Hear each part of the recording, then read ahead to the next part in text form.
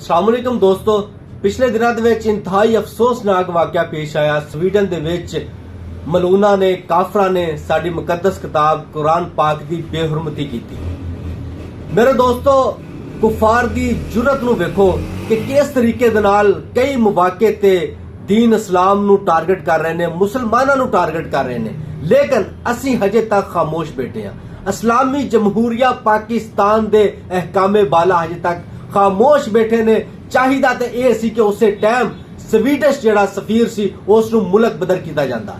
इस वाक़े ਦੀ भरपूर मजम्मत करते हैं और ਅਸੀਂ बददुआ करने हैं कि अल्लाह ताला दी जात ये ਜਿਹੜੇ काफर ने मलून ने ਇਹਨਾਂ ਨੂੰ नीस तो नाबूद करन। कुरान पाक इंशाअल्लाह ताला हमेशा रहेगा, इस्लाम हमेशा रहेगा और यह मलून जेड़े ने ये जहन्नम दे विच जाणगे, जहन्नम दी अग दे विच सड़नगे। इस्लाम जिंदाबाद।